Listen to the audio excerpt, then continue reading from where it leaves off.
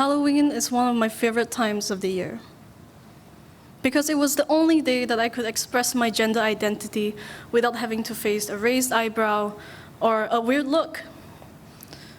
So when my activist friends and I heard that the authorities had signed off on a Halloween event that had drag queens and queer artists on the lineup, despite the rising anti-LGBT sentiment due to the recent elections, we were shocked. We were cautious, but ultimately we were hopeful. Because perhaps after many years of fighting for equality and human rights, that it is starting to make progress.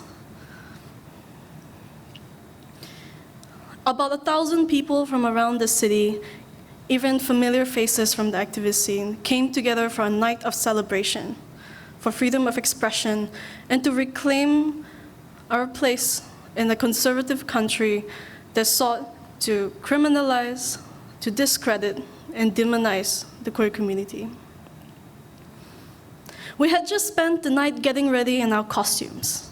Our outfits consist of gender non-conforming features and bright rainbow colors to match the performance that night.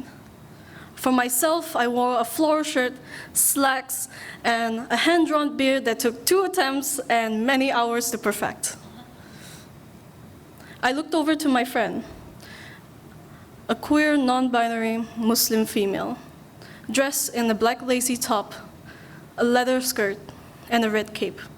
And beside them was a trans woman friend wearing a beautiful summer dress and makeup. We were so excited. It was a warm night in Chinatown as my friends and I arrived at the venue. We had been anticipating this for weeks. As I look out to see a large crowd of people and through the sea of color, I thought to myself, this is it. This is the night that I could finally take a break, a well-deserved break. I was no longer the eldest child of a divorced Asian family that had to face violence on a regular basis. That looked like having to drag my brother away from a very violent situation, or having to mediate my parents' fights because they couldn't regulate themselves. It looked like a 10-year-old child who had to grow up way too fast, and I think I got pretty adept at it. I could also take a break from being a community leader fighting against a broken arbitrary system. As a queer person in this conservative country, I found myself invisibilized by the system, but somehow just visible enough to be scapegoated by their political agenda. That somehow my identity was a tool for their gain. Many people in my community, myself included, often face violence and discrimination from family members, friends, and even the very authorities that ought to protect us. Queer Muslim folks are often targeted and sent to conversion therapy camps to fix them. There was no place for someone like me. But tonight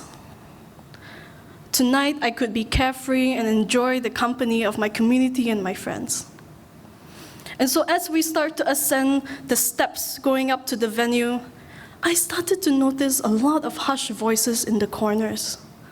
The lights were unusually bright and intense. But before I could take another step, a voice rang out. Stop. Don't go upstairs, the police are raiding. The whiplash of emotion sent my body into a paralysis as my heart rate quickened. And I flashed back to all the times I felt so vulnerable in my own home, and when I had to face abuse, I was met with, why did you make him mad? You know that he gets angry, this is your fault. Among all these difficult emotions, I made myself take a deep breath. My instincts, honed by years of having to manage conflict and to step in, kicked in. And I took stock of my situation and the risks of the people that were with me. On one hand, a queer, non-binary Muslim woman would be charged and sent to conversion therapy camp. The other, a trans woman who would be at risk of brutality and sexual violence. I could not let that happen. And so I sprung into action and led them out of the venue. While doing so, I was trying to book a taxi to get out of the area as quickly as possible. But I soon realized that the police had closed all the roads in the area, and there was nowhere in or out. It was almost as if they signed off on the event just to trap us here. "Let's go this way," I said as I led them through the back alley. Every corner we turned, we catch a glimpse of blue flashing lights, and we had to pivot and run. Round another corner, and I see a police officer's uniform, and we had to pivot and run. In my only attempt of resistance in that moment, I tried to use my body as a shield to protect my friends so they wouldn't be as visible, but I forgot that I myself had a beard and I stood out just as much. As we passed by some bystanders, we were stared at. There were whispers. But no one said anything. No one did anything. And I was praying that even if they don't want to help us, at the very least, to not report us to the police. After an hour of running as far away as we could, we finally got a taxi, and we got to a safe place. I slumped onto the couch, and waves of exhaustion and my adrenaline crash washed over my body. All of the pent-up emotions of anger, frustration, even relief erupted from me, and I sobbed into my pillows.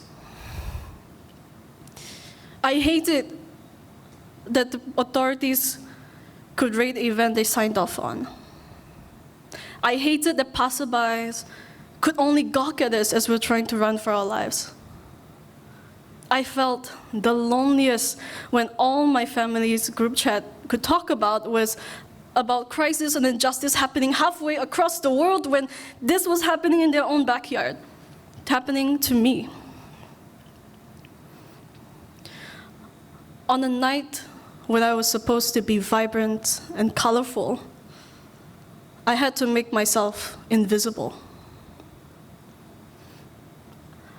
I felt foolish for believing that change was happening. But I was wrong. And I realize now there is more work to be done. And I will be there every step of the way. Thank you.